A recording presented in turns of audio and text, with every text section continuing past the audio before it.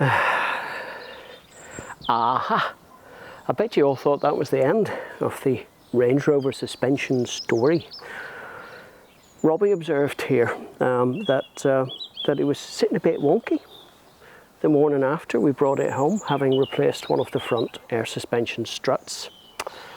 Still down a little bit on the left side, however, it's up at the back and it stayed that way.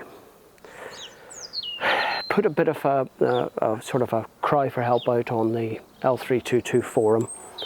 Someone suggested that I should jack it up to full height, unlock the car, leave the rear tailgate open, leave it sitting overnight to see whether it's actually an electrical problem through a little valve assembly behind the bumper here, or whether it was actually a mechanical leak somewhere in the system.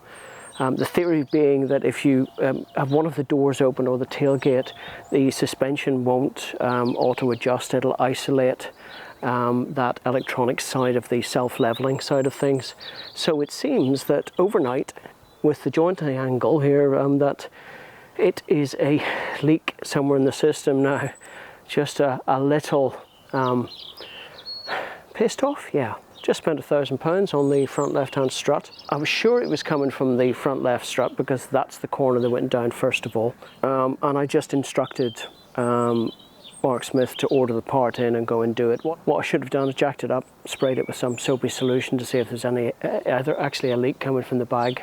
Seems that maybe not, but anyway, that's done. That's one less thing I'm going to have to replace long term. So just a little update. It's going to go back into Mark Smith Limited, Bicester Land Rover, next Tuesday for them to have for as long as they need to investigate. It could be that valve block. It could actually just be a bit of chafing in some of the pipes. Either way, it needs sorted so I don't burn out the actual compressor itself. Slightly hacked off, yes, but at least it's MOT'd, it's on the road, or it will be on the road once all this is done.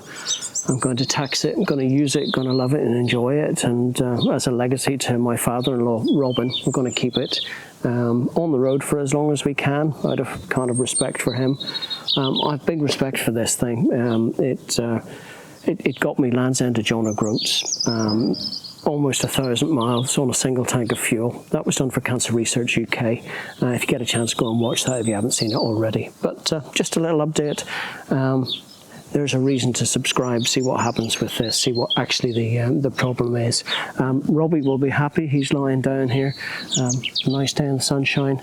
Let's see where the saga ends, how much it's going to actually cost me to keep this thing on the road with its continual upgrades. It's 2010, it's 14 years old now, and we can expect these sort of things. The suspension, none of the components have been replaced for the entire time.